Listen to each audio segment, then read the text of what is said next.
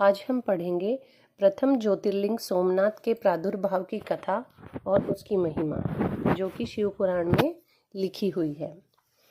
तदंतर कपिला नगरी के कालेश्वर, रामेश्वर आदि की महिमा बताते हुए सूत जी ने समुद्र के तट पर स्थित गोकर्ण क्षेत्र के शिवलिंगों की महिमा का वर्णन किया।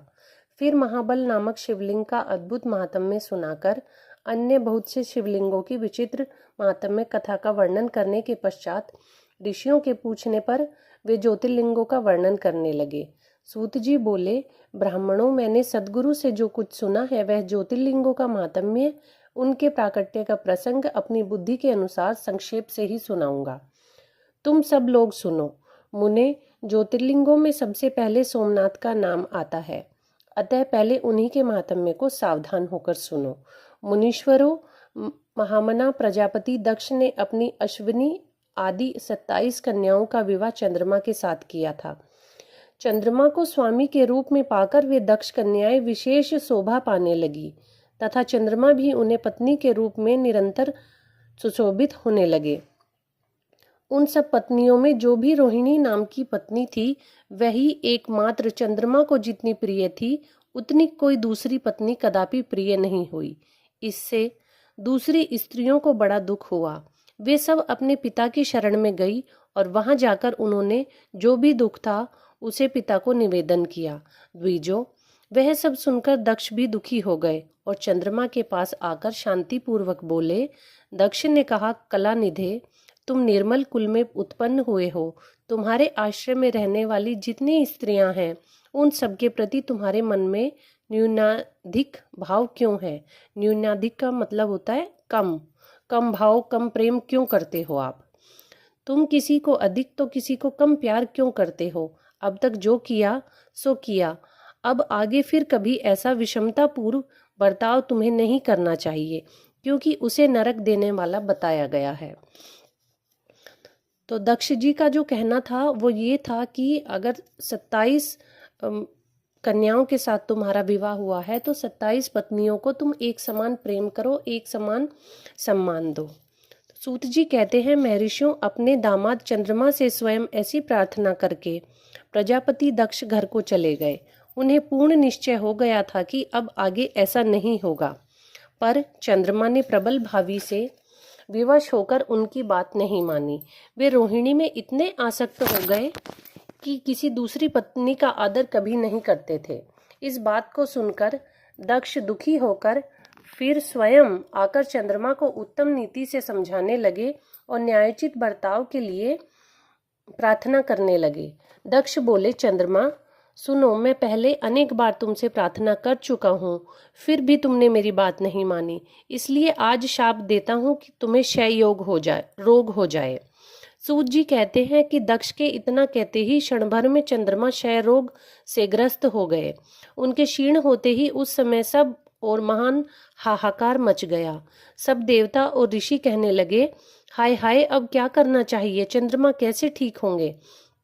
मुने, इस प्रकार दुख में पड़कर वे सब विहल हो गए।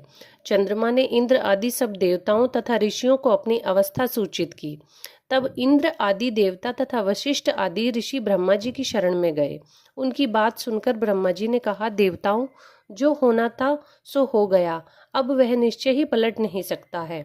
अतः उसके निवारण के लिए मैं तुम्हें एक उत्तम उपाय बताता हूँ, आदर पूर्वक सुनो। चंद्रमा देवताओं के साथ प्रभास नामक शुभ क्षेत्र में जाएं और वहां मां मृत्युंजय का विधि विधान अनुष्ठान करते हुए भगवान शिव की आराधना करें।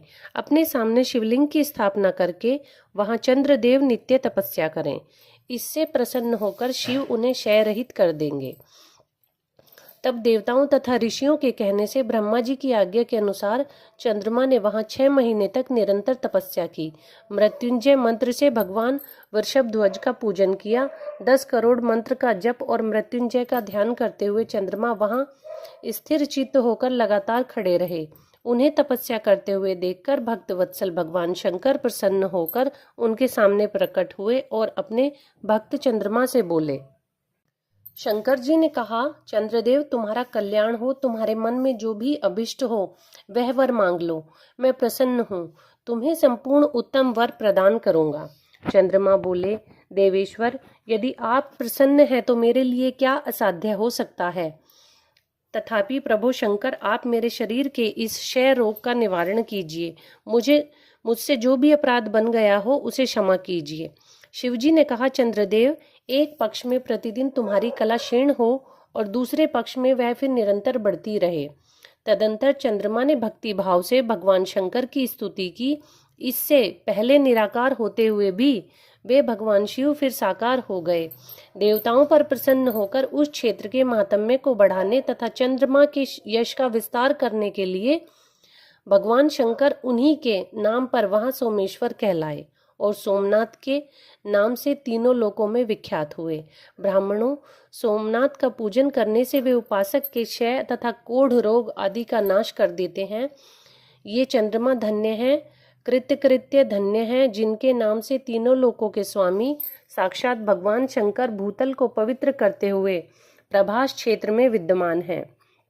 वहीं संपूर्ण देवताओं ने सोम कुंड की भी स्थापना की है, जिसमें शिव और ब्रह्मा का सदा निवास माना जाता है। चंद्रकुंड इस भूतल पर पाप नाशन तीर्थ के रूप में प्रसिद्ध है। जो मनुष्य उसमें स्नान करता है वह सब पापों से मुक्त हो जाता है। क्षय आदि जो असाध्य रोग होते हैं वे सब उस कुंड में 6 मास तक स्नान करने से नष्ट हो जाते हैं। मनुष्य जिस फल के उद्देश्य से इस उत्तम तीर्थ का सेवन करता है वह उस फल को सर्वथा प्राप्त कर लेता है, इसमें कोई भी संशय नहीं। चंद्रमा निरोग होकर अपना पुराना कार्यभार संभालने लगे। इस प्रकार मैंने सोमनाथ की उत्पत्ति का सारा प्रसंग सुना दिया। मुनीश्वरों, इस तरह सोमेश्वर लिंग का प्रादुर्भाव हुआ है।